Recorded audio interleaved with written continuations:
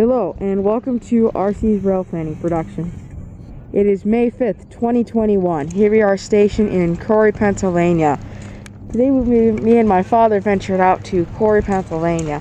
And what you're looking at right now is the Western New York and Pennsylvania Railroad on the far track and the Buffalo-Pittsburgh Railroad on the closer track. We are in Corry, Pennsylvania for one very reason, and that is to see the two Climax steam locomotives that the CORRY RAILS program is working on to restore. Behind me is the shop, and we will be going into the shop. You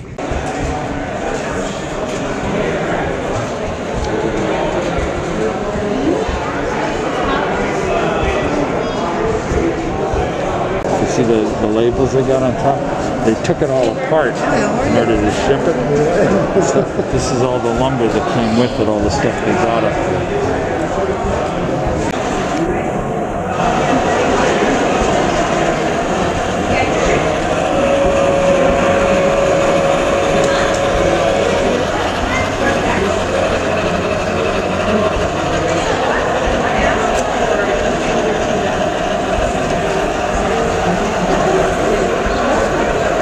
Here is a model train example in O scale of the Climax locomotives.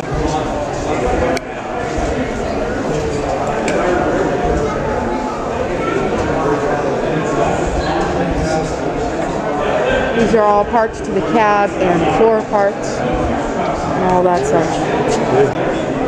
These are the gears to the locomotive. What you saw over in this area is the entire body of the locomotive. Probably can't see it that well, but this is the entire frame for the locomotive. It extends all the way to the other end of the shop. Yeah, take a picture. Get the camera. They got the nameplate on the side there. See where it says Corry, PA? Got all that stuff. This is Climax Manufacturing, Corry, Pennsylvania. Again, this is the gearbox to the locomotive. So what happened would be the pistons would shove it down and turn this rod, and that is what would generate the traction force. And this would be the lower speed gear and then the higher speed gear. Once you're going, they can actually switch speeds. Now this is the complete front truck here. Now as the rod would spin, this is how it would work. The rod would come in and it would continue to spin, and then with this gear motion here, it would spin, and then it would make the wheels go with the traction force, and the wheels would spin, and that's how the locomotive would work. It's the same case for the other side too. Not sure which end the rod actually goes into, but now these are all parts for the brake cylinders and the rear trucks. Now the part that we all want to see, this is the actual boiler itself. That is the inside of the boiler. Now there's a smokestack to the Climax. The sand dome. The entire boiler complex itself. And then in here would be the firebox. You can see the rods in there. Hopefully some point this will be steaming. Behind the actual locomotive boiler itself are the actual new tubes, the boiler tubes for the locomotive. This is the boiler smoke box saddle. Now we have the ash collector box and the firebox door, which is up there. And over there with the ash pan and the parts for the locomotive. I can see the bell over there too. Or just in general parts of the locomotive and parts. This is the gear rod here that will go into the locomotive. The rear truck arch bars. And you have the actual rear truck axles themselves. But the gearing is taken off of them, which that is actually what it is. It's the rear truck. Now these are all parts of the brakes. This is the brake beam ends, brake beams themselves. Rear crosses again. We have the bell for the locomotive. And this is the actual flapper to the bell and the bell holder. These are all mainly parts to the bell. More parts here for the locomotive. We have the headlamps, boiler, truss rods, stake pockets, foot pad support straps, and more in general parts for the locomotive. Cylinder, drained out manifold, valves, steam nozzles, steam engine intake manifold, and just any more parts back there on the shelf. Now this giant contraption is the water tank to the locomotive.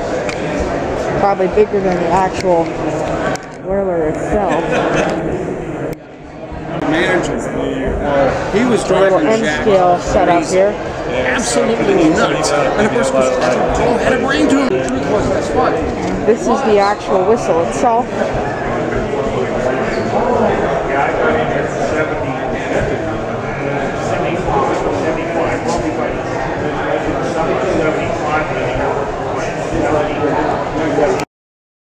This is an old picture of the actual locomotive itself. This is what it actually looked like.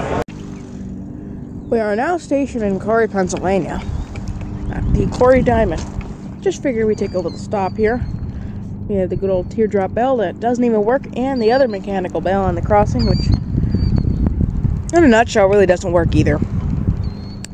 And then we have the Diamond, the old Pensy, and Delaware Lackawanna signals. We are now stationed just a couple blocks away from the Corry Diamond. Where you are looking at right now are very old sand towers that are somehow still standing. These sand towers would have been used for the fracking with the oil, and then the trains would bring oil right up to these towers, and the sand was used for fracking. You can see the track still remains. It goes all the way back there.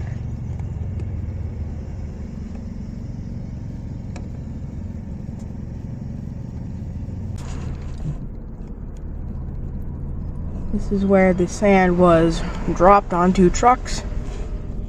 And there's still a lot of sand back in there.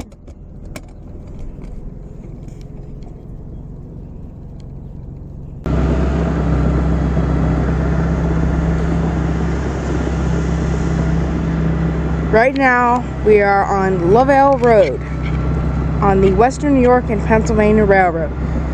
This line extends all the way till Meadville and of course the Oil City branch, which I recently chased, and the video will be up in a month or so. What you're looking at down there though is the old narrow gauge trestle for the one railroad. I can't remember the name. It used this trestle, and it was a narrow gauge. Now you're looking at the trestle.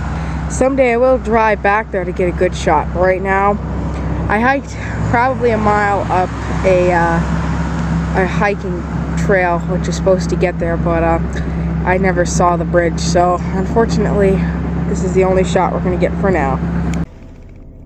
Well, I did find a closer spot that I could shoot it. So this is the bridge for that narrow gauge railroad.